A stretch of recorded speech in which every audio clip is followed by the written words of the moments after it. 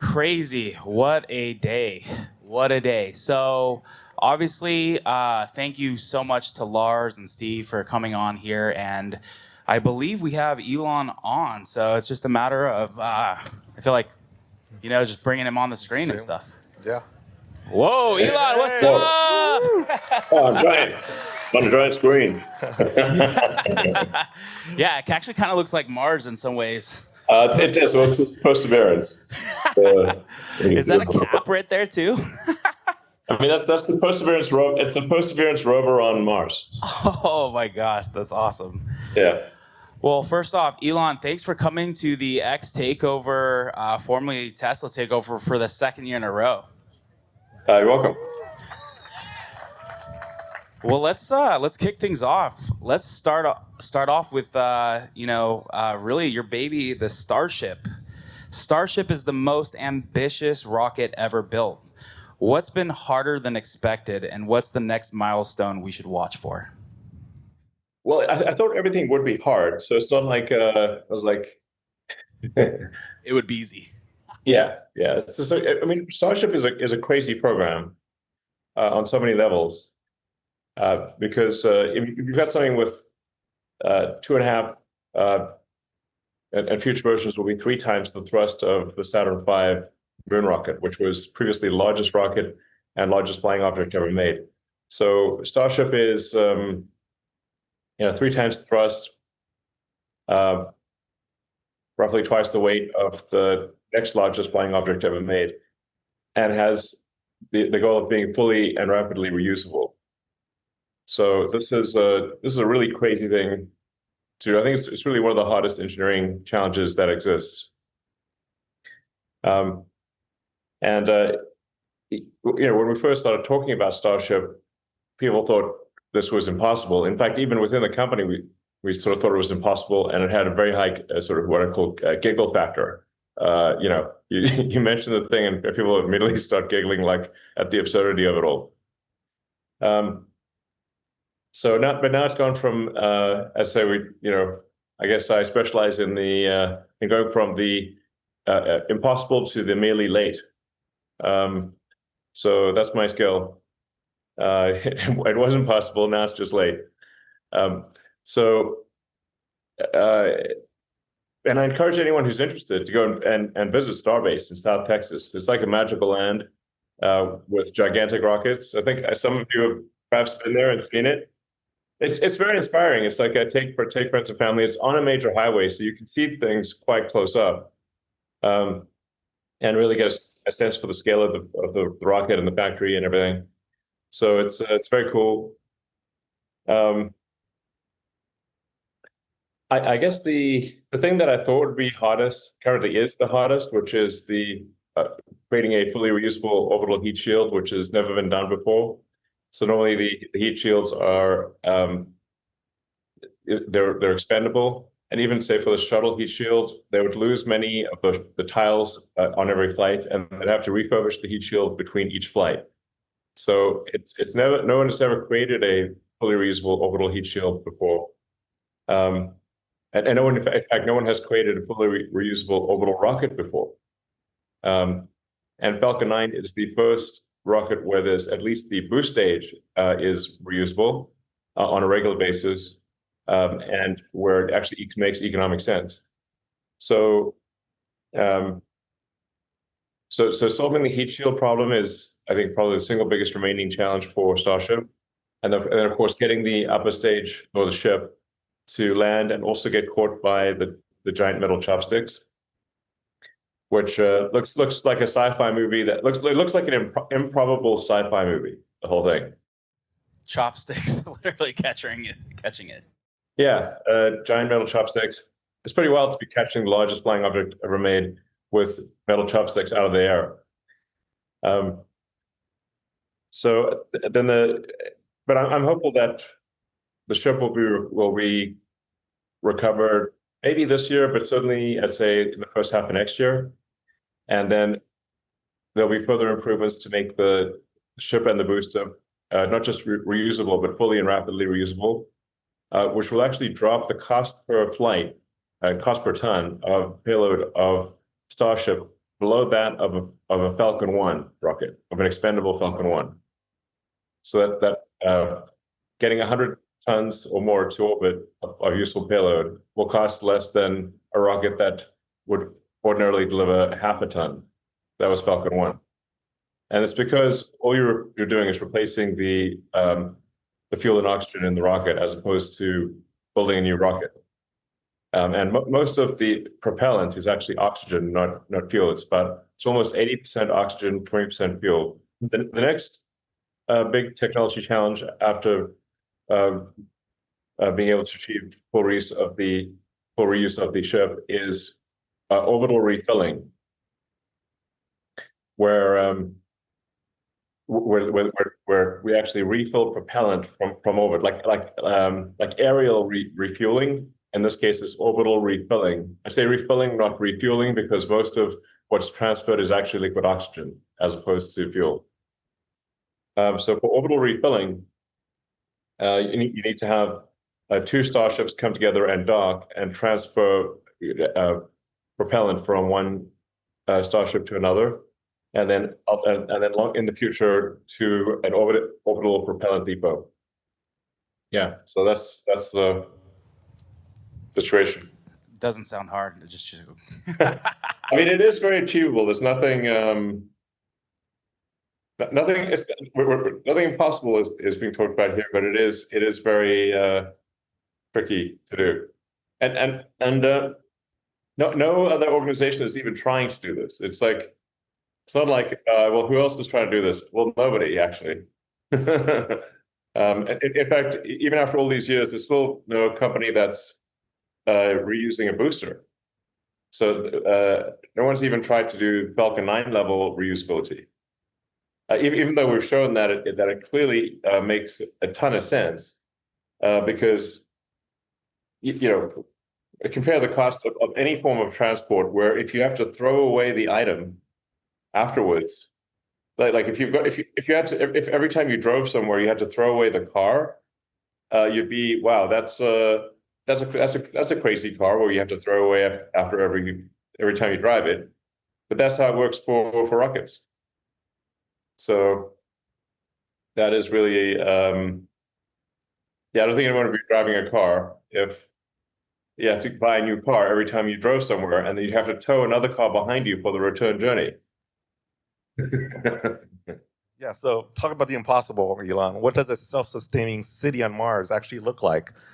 How many people, what kind of economy, what kind of governance? Well, governance will be up to the Martians. But we have some sort of artist impressions of what a Mars city would look like. And I don't really know, to be honest. Except that Mars is not yet at the point where it's sort of terraformed, where you could live outdoors. So you'd have to live initially in glass domes or something like that, and then you could walk outside with a Mars suit, but you could not walk outside without a Mars suit. So maybe explain for those who haven't heard of, like why is it worth doing something like this? What's the purpose of Mars? Shouldn't we just focus on Earth? And I'm like, yeah, I think we should focus on Earth. Like 99% of what we do should be focused on Earth, but maybe 1% of what we do should be focused on becoming a space-faring civilization and a multi-planet species, because there's the defensive argument where it's if something were to happen to Earth and that destroyed civilization, this could be World War III, or it could be a meteor like the one that destroyed the dinosaurs, then we want to make sure that the tiny candle of consciousness that exists with humanity does not go out. So I think it's important to be a multi-planet species to ensure the long-term survival of consciousness, and all the life forms that we have here on Earth. So, and the other life forms can't extend life to another planet. And to be clear, I'm an optimist. I mean, I think the most likely outcome is that the future will be good. But there's a small chance that that something will go wrong. And if so, we don't want the light of consciousness to go out on we want the light of consciousness to continue. So that's kind of the defensive argument. And then then there's also the sort of the inspiration argument, which is that life can't be just about solving one sort of miserable problem after another. There have to be things that inspire you about the future, that make you excited to be alive, and make you, you wake up in the morning, you're like, I can't wait to see what happens. There have to be things like that too. And I think having a space program where people are going out there and exploring the stars and sending back what they learn is inspiring to everyone on Earth, just like the Apollo program was inspiring to everyone on Earth. Whether you went there, or obviously very few people went there, but it was, in a way, we all vicariously went to the moon. And it was a great achievement of humanity, and it was very inspiring to people all around the world. So being a spacefaring civilization and learning more about the nature of the universe and seeing what's happening out there, even if you don't go yourself, is still very inspiring. So I think those are all things that matter a lot. Do you think that SpaceX is eventually going to go interstellar? Well, hopefully. I certainly hope so. Yeah. I'm probably not in my lifetime, but probably not in my lifetime, but yes, eventually. Let's talk about Robotaxi. How do you see the Robotaxi platform coexisting with the rest of Tesla's lineup? Will it replace the Model 3, and why? Well, this Cybercab, which is a two-seater, and that would not replace the 3 and Y, because 3 and Y have a 4-seater and 6-seater capability.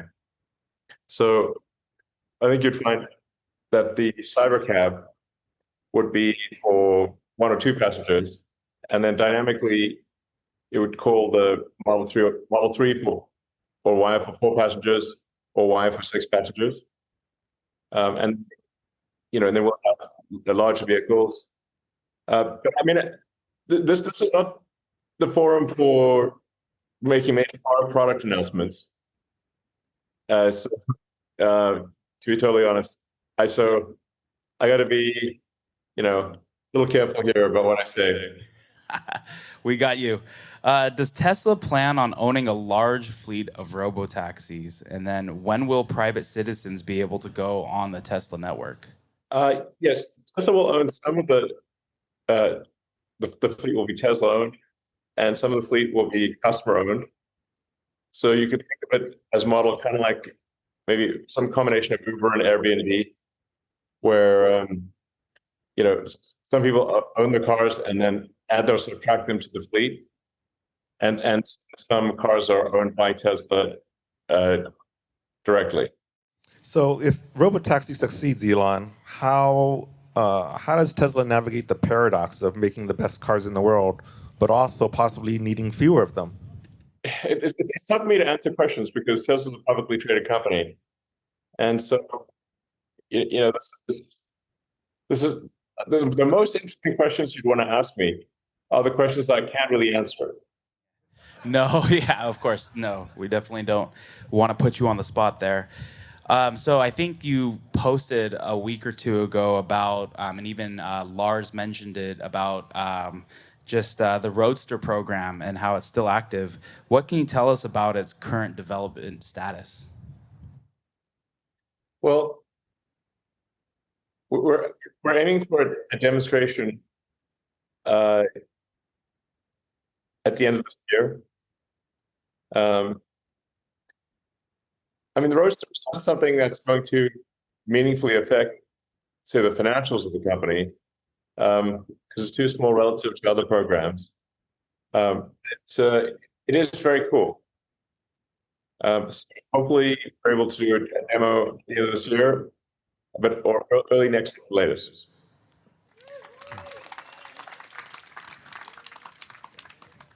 You said that Optimus could be more valuable than Tesla's entire automotive business.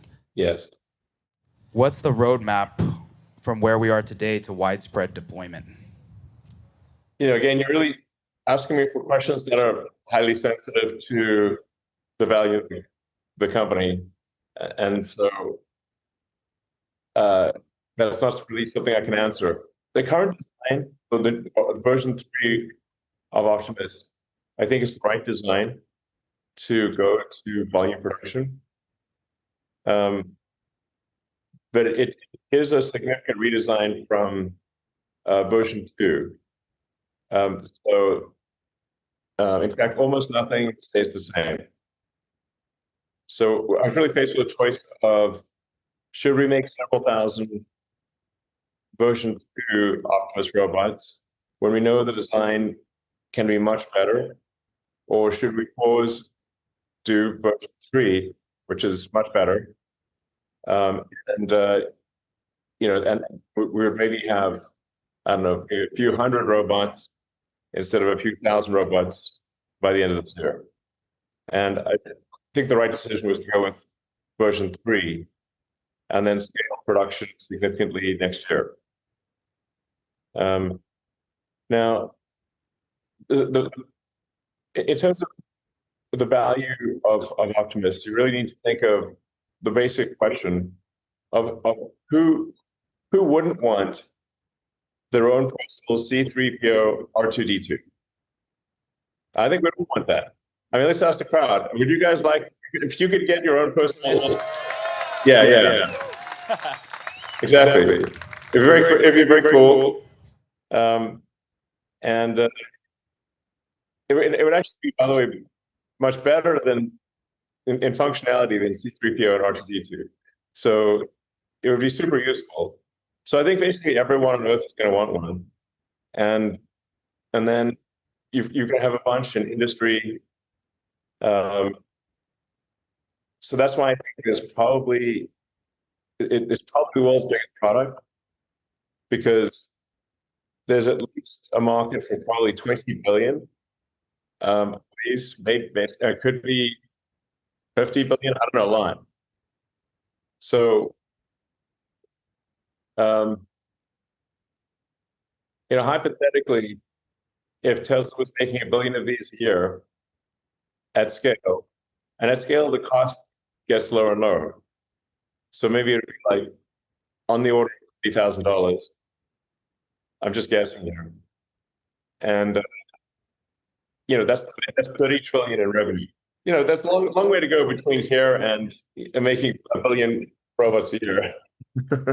I do think something like that may happen. Yeah.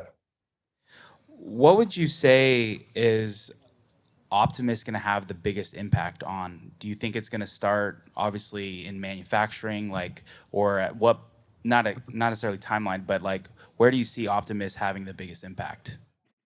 Well, initially we would go to very high value things. So let's say somebody needs a lot of medical care or something. So if Optimus could be like a 24-hour-a-day nurse or helper to someone that is quadriplegic or something like that, or somebody who just really is and needs physical help. So that's the kind of thing which would be life-changing for a lot of people. Those would be the highest value initial use cases. It will also be used in situations where the work is very dangerous.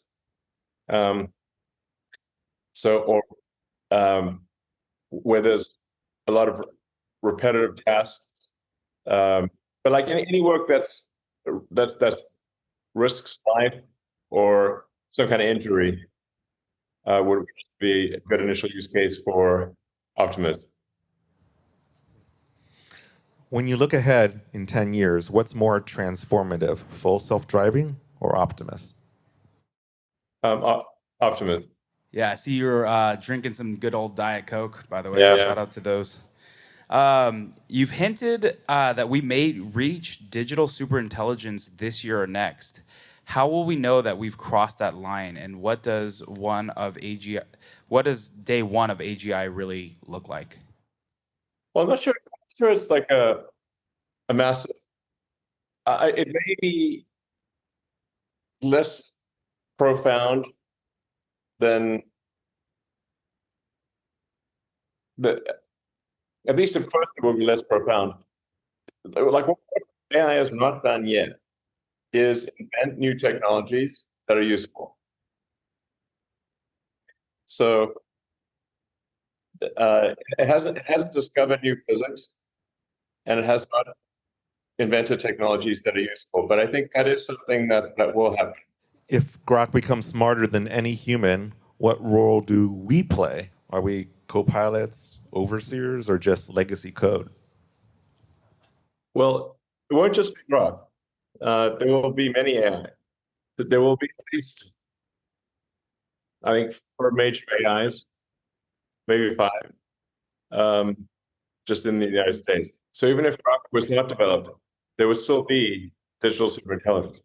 And I've been fighting, personally sort of driving hard on digital superintelligence for a long time, because I wasn't sure if this is a double-edged sword or a single-edged sword or what. But it became very obvious after a while that this was going to happen, whether I participated or not. So therefore, I had a choice of either be a spectator or a participant, but that it was going to happen with or without me. So then I think, well, okay, I'd rather be a participant than a spectator. And I can try to focus on AI safety, which, in my view, and I've thought about this for a long time, is that the most important thing for AI safety is to be maximally truth-seeking, which means often like saying things that are maybe politically incorrect, but actually factually correct. And also, there'll be mistakes that are made, then admitting the mistakes and taking corrective action. And Grok still has a long way to go to be maximally truth-seeking. But I think this goal is also consistent with inventing new technologies, solving medical problems.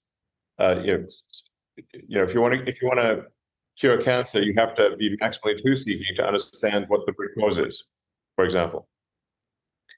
So I think that's actually very fundamental, both for safety and for usefulness. The economy of the future, I think, is going to look sort of quite different from where it is today. And AI and robotics, in the good scenario, which we're working towards, trying to ensure makes that we do have the good scenario, there will be no shortage of products and services for anyone. Like basically anyone will be able to have any products and services that they want. The productivity gains from AI and robotics are just astounding to think about. Like I think it could increase the size of the economy by a factor of 10 or more. Like it will eliminate poverty. The bigger challenge may be finding meaning in life. So if the robot can do anything that you can do, but maybe better, how do you find meaning in life? That may be the biggest challenge. When you think of the fact, you mentioned that, you've been holding off on, really getting involved, whether it's, participating versus being a spectator. And when you're thinking of the next couple of years of, like, let's say, not necessarily catching up, but just doubling down and really focusing on it, what are going to be your biggest focus points? Making it useful, and making it safe for humanity, and making it love humanity, essentially. I've never seen any technology advance as fast as AI. So, and I've seen a lot of technologies advance. And maybe this is a discomforting metaphor, but AI is a supersonic tsunami. It does not sound fun. It sounds a little scary in that way, but in terms of exceeding prior technologies, it's like a supersonic economy. And you really do need to pair AI with robotics. Yeah, I think it's crazy just how much it's advanced in just the past year or 2 years, and seeing how kids are using it, using Grok 4, Grok Voice, the companions now. I think you've answered this before, but what keeps you up at night when you think of the future of AI? And now that you're doubling down and really just going wartime mode right now on just tackling these issues, what is something that keeps you up at night? Well, AI safety, and making sure that AI is aligned with humanity and wants to foster and grow and better humanity. And basically, we want to be like, if you could look into a crystal ball right now and see the future, it needs to be the future one. The goal tested previously was accelerating the advancement of sustainable energy, which is like a very good goal. And then the reason I pursued that rather than AI, because I could have pursued AI from the beginning, was because I was confident that sustainable energy was a single-edged sword. It was only a good edge. So we showed that, okay, we succeed in that. Like, okay, that's definitely good. Sustainable energy, by definition, is great. You got cleaner air, and and I can run out of whatever the source fuel is, with combination of solar batteries and electric cars, then that's an unequivocal good. For AI, like I said, it is more of a double-edged sword risk. But I think it most likely will be good, and most likely will bring immense prosperity, and it's going to figure out how to cure every disease. And it's probably going to be awesome, but I think we need to be careful and not complacent, and we've actually be somewhat paranoid to make sure that we have the good AI future and not the bad AI future. So I mean, from a Tesla stock standpoint, I think stock with autonomous cars, and especially with Optimus, it does go to sort of crazy levels. I'd always recommend looking at Cathie Wood and ARK Invest's analysis. They've been right in the past, and I think they're right this time.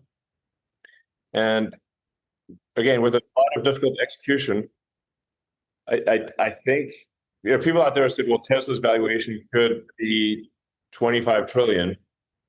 And I think that's probably correct if we execute well on autonomous transport and Optimus.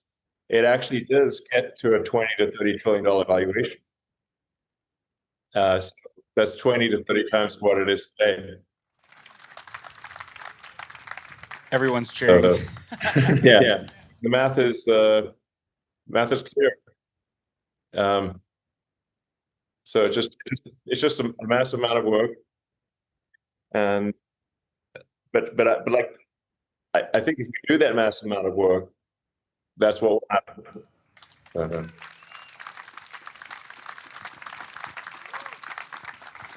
Elon, let's talk about Neuralink.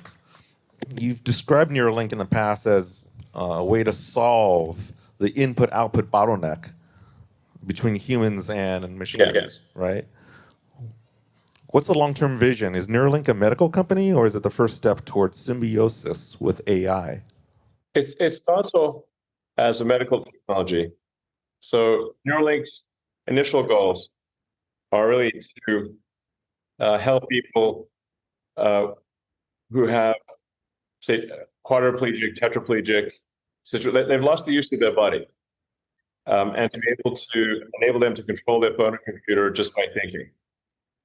And I think 8 patients so far, and all 8 love the device and are using it every day. So it's helped a lot of people, and I think we're Tesla team, the Neuralink team is aiming to do about 20 patients by the end of the year. So it's accelerating, and then next year we'll be doing the blind sight implant, which will enable people who are completely blind, like if they've lost both eyes and optic nerve, and still be able to see. Interfacing directly with the visual cortex. So the focus essentially is fixing serious medical issues, and as prove out the safety and efficacy, and then eventually, at some point, you could get cybernetic enhancements. So it could be something that massively augments intelligence and allows you to communicate at ultra high speeds. So it's very sci-fi, and it could even get to the point where you could upload your memories and essentially have a saved version of yourself. And then I'm speculating here, but then maybe download that into a new, on a cloned body, either robot. I'm really getting into sci-fi here, but like download that into a robot body if you want, or a cloned version of your original self. You know, they've certainly made sci-fi movies and written books about this, so these are not new ideas. But I do think stuff like that will be possible, which would give you, I guess, a form of, or anybody wants it, a form of immortality. And to be clear, I do think these things will be available to anyone who wants to do it. So it's not going to be sort of limited to a few sort of, elite members of society. I think it will be available to everyone who wants it.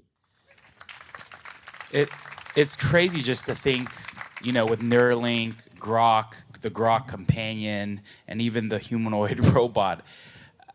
How do you see? I mean, it just feels like more and more, whether it's Grok, the Grok companion, and then Neuralink. I know we did an interview with Brad, who is the third patient who has ALS, and he was also utilizing Grok. What do you see continuing to see that integration between, let's say, Neuralink and even Grok as things continue to grow?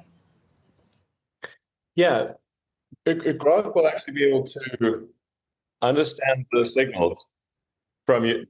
So the Neuralink is connecting to your brain, and then it's sending the signals to Grok, and then Grok can actually understand those signals at kind of like a binary level, as opposed to having to translate it into words. And so it will greatly improve the efficiency with which you can use your Neuralink device. I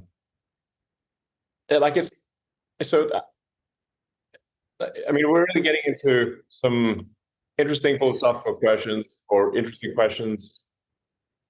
Like, if you think about how much your mental capacity, your mind is used to take a complex thought or image in your mind and translate that into words, and it's very losty, because how can you really, just with words, convey, say, an image that you have in your mind?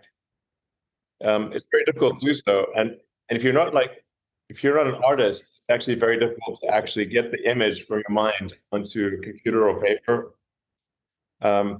But the computer could do that. You could say, okay, this is the image that you want to produce, and well, let's say that, like, there's a complex series of concepts that you want to convey to someone else. And if both people have a neural link, you'll be able to convey a complex series of ideas, uncompressed in their full form, to someone else's mind. as opposed to reducing complex concepts down to a few sentences and trying to get someone else to hear what those sentences are, decompress those sentences in their mind, and try to understand the concepts that are in your mind. So this is why I call it conceptual telepathy. So this would greatly improve communication and understanding between humans. You've mentioned restoring vision and mobility, but the idea of writing to the And hearing too, sorry. So it's like basically if there's any sense or brain injury, in principle, that sensory function or that brain injury can be solved with a Neuralink. So that includes hearing, sight, smell. I don't know if people, not many people have lost their sense of smell, but feeling. It could be like if somebody has a stroke and they've lost the ability to move their left arm, a Neuralink could restore that ability. It's really a very powerful general purpose input-output device that can address, over time, any brain or neurological issue. So if somebody's having seizures, it could actually stop the seizures. It could, I think, probably fix schizophrenia. There's a lot of things that could, like in principle, it could fix basically anything that's to do with the brain or neurons or your senses. Is there anything that would be like, is there a most difficult problem to solve in that space then? Because technically a lot of it could be solved. Is there something that would, maybe you would see bigger blockers on trying to solve as far as fixing those problems? I'm not aware of blockers right now. It's just that when you're putting devices in humans, you have to be very careful and to make sure that no damage is done and that the implant works and without any negative side effects. And so far, knock on wood, we're batting 1,000 here, and patients have the devices have worked and they've noticed no meaningful side effects. It's pretty cool, but it's just in order to be safe, that does slow us down. And of course, we interact very closely with the FDA and for approvals and stuff. So it's not just Neuralink in a vacuum here. It's with regulatory approval from the FDA. So and then you do need different variants of Neuralink device for solving different things. So, for example, for the telepathy product, which is what we have in the 8 patients so far, that interfaces with the motor cortex in the brain. So it's like literally, it's someone will think about moving their hand. Neuralink device will read that signal in the motor cortex and then move the mouse on their computer. And then for sight, it's a different thing because you've got to stimulate the visual cortex, and the visual cortex is in a different location, and it's a little deeper. So you've got to put the electrodes a little bit deeper to reach the visual cortex. And in this case, it's not reading, it's writing. It's effectively writing pixel to the visual cortex. This is something we've had working in monkeys for about 3 years now. In fact, one of our monkeys has both a telepathy implant and a blind sight implant. And he's a very happy monkey. I do want to emphasize we take great care of our animals. This is a really big deal. because I've always said, like, imagine if we were in their position. Well, let's just do all the things that if we were in their position, we'd do. And the USDA inspector that came by to check out our facilities, she said in her entire career, she's never seen a nicer monkey enclosure ever. And let me tell you, monkeys love, for the telepathy implant, monkeys are just like us. They love playing video games and eating snacks. So if you look at that video of Pager, which I think it's like 4 years old now, you see he's just sitting on a branch, sipping a banana smoothie, which he gets every time he scores. He gets a sip of a smoothie, but he's not being held down. Like, he likes playing the game. So it's really just like humans, like snacks and video games, and yeah, same thing. One question I have: how does like building a humanoid robot and Neuralink intersect, if at all? I mean, what are the learnings from that? Is there any overlap? Well, I have to say, building a humanoid robot has really made me think a lot about how the human body works. You gain a new appreciation for actually just how awesome a design the human body is. Now, admittedly, I think some parts of the human body could be better, like the spine. Like, why do we have so much back pain? It's very annoying. Maybe don't fight sumo wrestlers, man. Yeah, seriously. Dug my own grave there. But yeah, typically, everyone has back pain in some point in their life, which is also a thing Neuralink can solve. So that'd be cool too. But no, Optimus has really made me think a lot about how our hands work, how we balance, how we do different things. But maybe more than anything, just how incredible our hands are. It's like, wow. Things that our hands do, like the hands on Optimus are half or more than half of the electromechanical problem. And the entire rest of the body is a half. Wow, that's crazy. Yeah. And it's like, honestly, you look at your hands, you're like, and you move, if you feel your forearm, like almost all the muscles that control your hand are actually in your forearm, and they're pulling your fingers like puppets. So yeah, there's only a small number of muscles that are in your hand itself, but your hand is all being controlled through tendons that go either through or above your carpal tunnel, and your hand is being operated like a marionette from your forearm. It's crazy how much the human body, whether it's like, Tesla vision going, just trying to see what kind of like similar to how humans view the world, right? And getting rid of the radar. And then same thing with the humanoid robot and just, thinking and seeing how the human body works.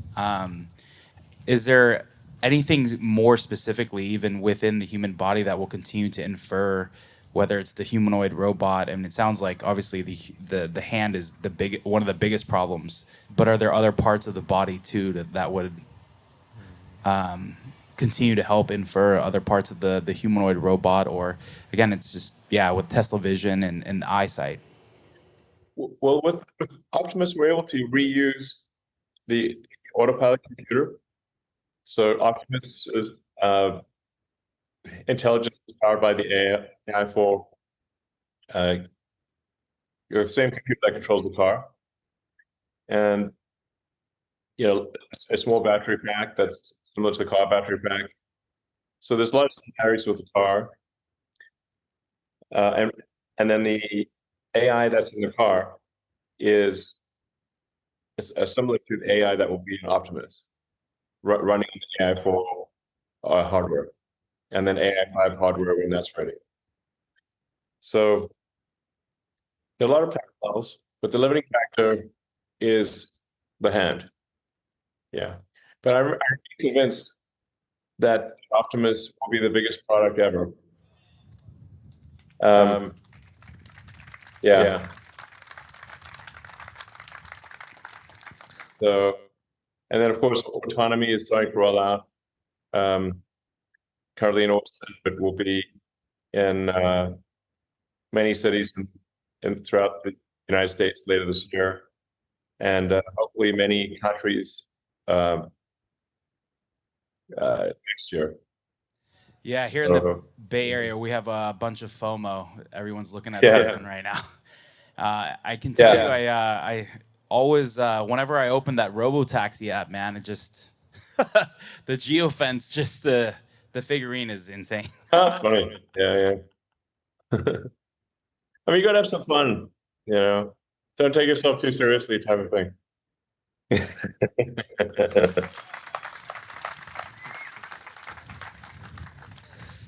Let's switch and talk about X. You've called X, and here we are at X Takeover. You've called X the everything app, but it's still in a transitional phase. What exactly do you want X to be in 5 years? I mean, X is definitely improving. It's evolved a lot from Twitter. You can only have like short text tweets and like 2-minute videos, to the point where now you can have like 4-hour videos, and you can write a novel if you want on the system. So it's gone sort of fully multimodal, from long videos to long text to anything in between. And we're currently really improving the DM system. So the new system called XChat, which enables audio video calling. It's all fully encrypted, peer-to-peer style, like Bitcoin. And the acid test is that even if somebody puts the gun to my head, I still can't read your messages. That's the acid test. So it's like very secure, and also like you calling and video with it.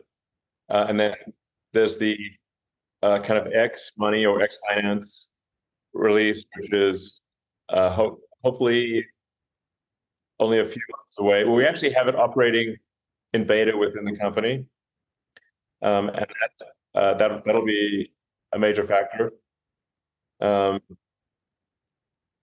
So, but X is as much as possible about ensuring freedom, like freedom of speech, within as much as we can within the bounds of the law, and also like aspirationally trying to reach for the truth of things. Like you see that in community notes, where community notes will correct someone, even if they're very powerful. Community notes will correct me. It'll correct presidents, CEOs, even major advertisers, and even if that costs money. So I think it's generally, there's a lot of good things that have happened. We're trying to improve the algorithm, which we know kind of sucks right now. Sorry about that. The overarching goal of the algorithm is to try to show people information they would find most interesting. But right now, it'll show you too much of one thing. So whatever the sort of interesting thing of the day is right now, the X algorithm will show you too much of that, and it's like, okay, I don't need to see it 20 times.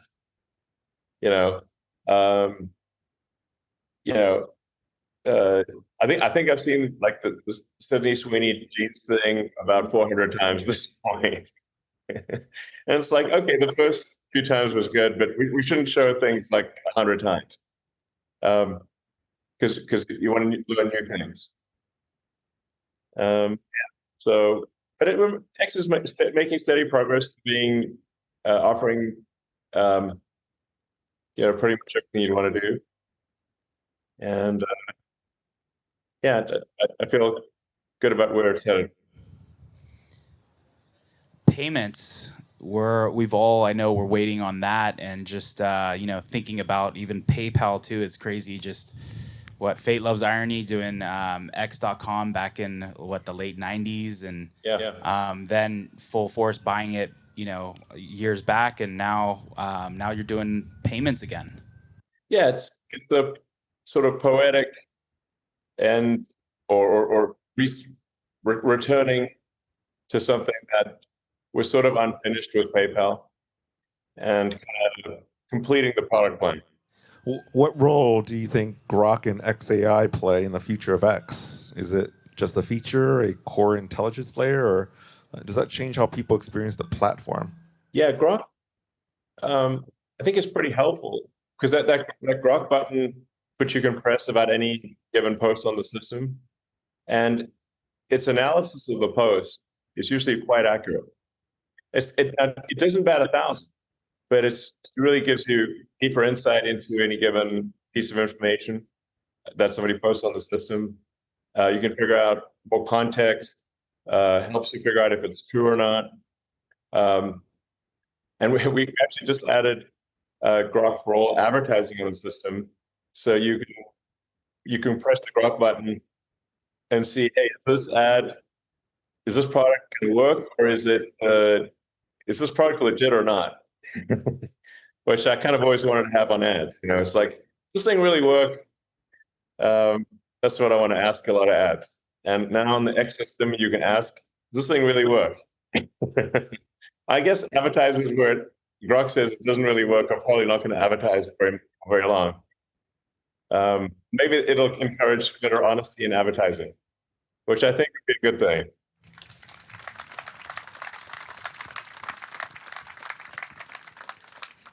But we're just generally trying to make X a system that you can trust more than any other system.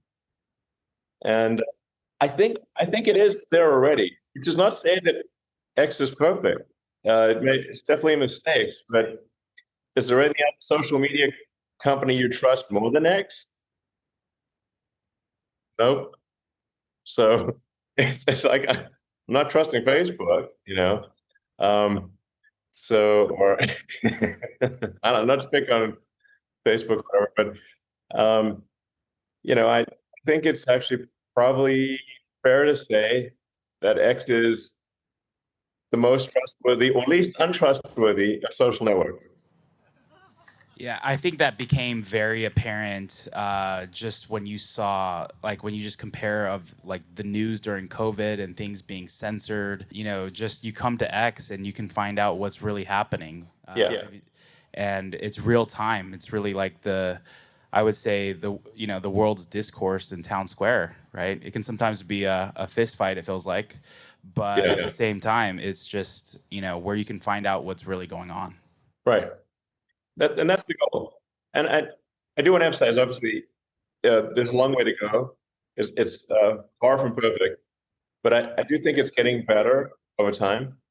And sometimes it's 2 steps forward, 1 step back, but the trend over time, I think, is very good for X being the place where you can figure out what's really going on in the world, dig into the truth, and then you can ask Grok more.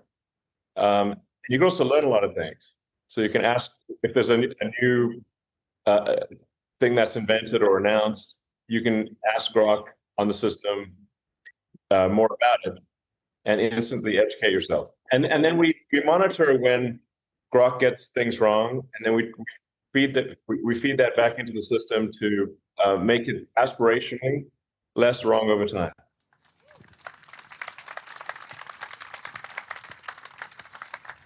Yeah, it's really just crazy to think, when you talk to Grok and you can ask it for just things in your timeline. Hey, make a post sound like me on this topic.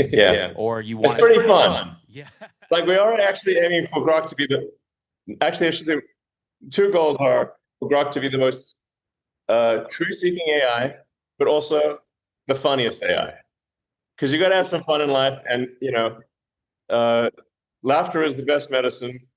You gotta have some fun.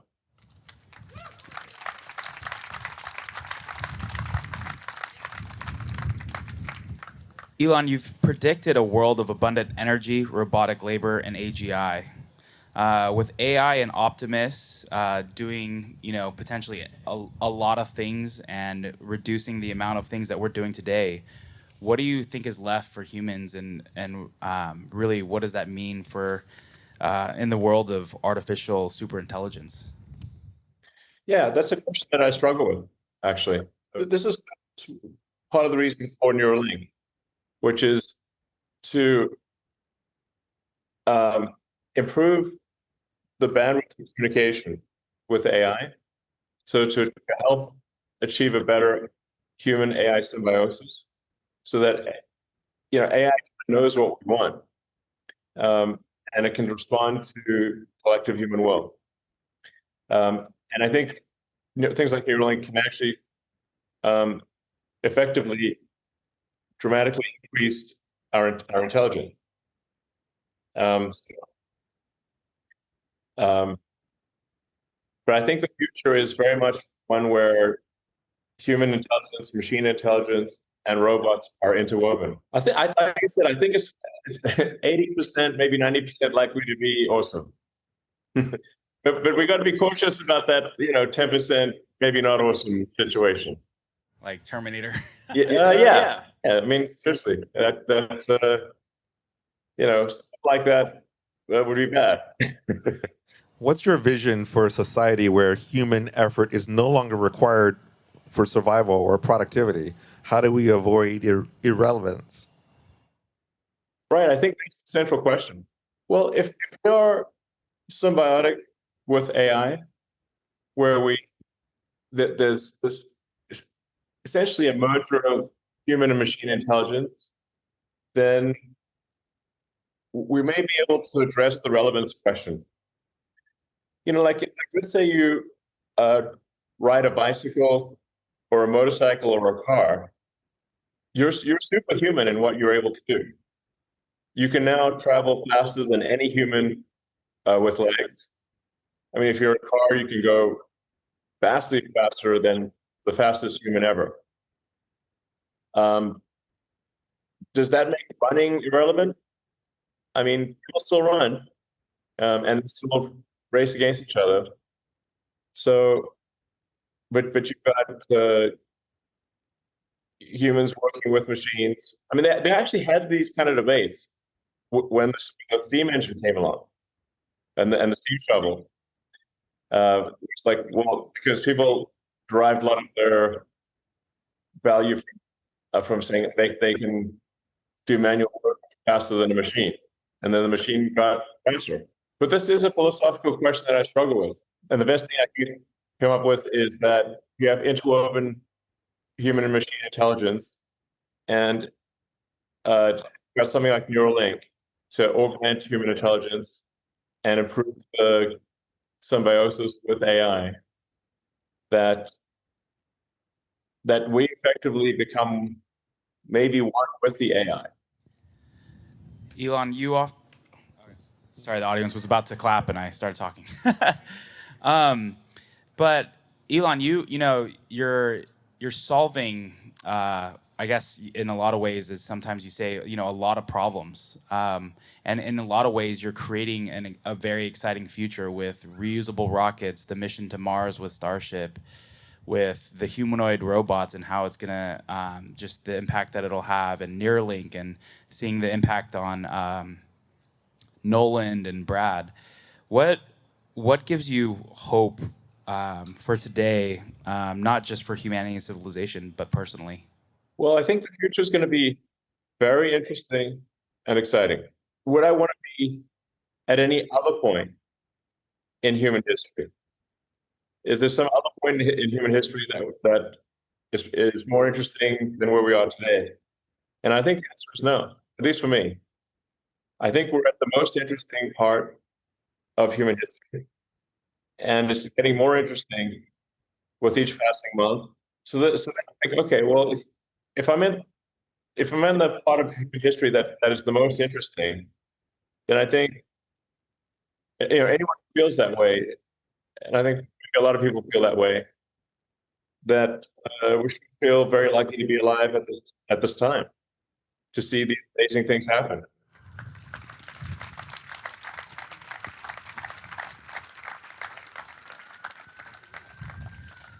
Well, Elon, we wanted to do a time check, but Yeah, I better get back to my 8 jobs. yeah, exactly. You're not a busy man at all. But we just, Kelvin and I, we just want to, on behalf of Tesla owners of Silicon Valley, Tesla owners Austria, San Joaquin Valley, and really just all of the 1,500 people that traveled from all over the world, we just want to personally just say thank you for all you're doing. And thank you for continuing to push humanity forward. Well, thank you.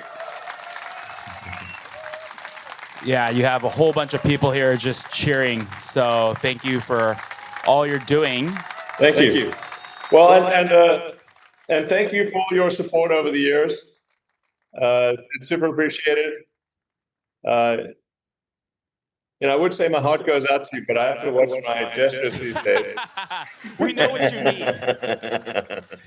I can only point straight ahead or straight up.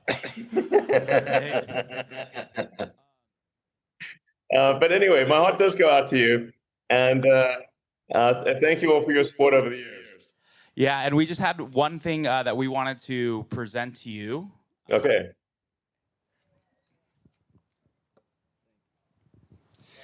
How's it going, Elon? So, on behalf of TOSV and the presenting sponsors, Haha Yes, we wanted to present something to you that was symbolic, meaningful, and really, these last few months have obviously been quite tumultuous for you. And so we really got creative and really, we wanted to create you something special. And so I'm going to read you something. Basically, Elon, you brought electric cars back from the dead. You made clean energy cool. You made rockets reusable. You're going to take us to Mars. You spent billions to buy Twitter and save free speech. You stopped running your empire to work for the US government for free, to reduce wasteful spending, to save the country from bankruptcy. Yeah. Right? Man, it took a few hours for that one. And how were you thanked? It's like you were betrayed.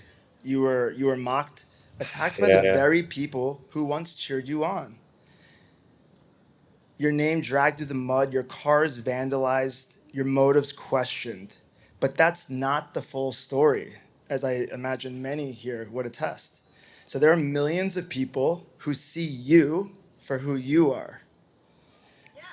People whose lives you've touched and changed, people who believe in what you're building, people who love you and have your back. Thank you. So, yeah, thank you.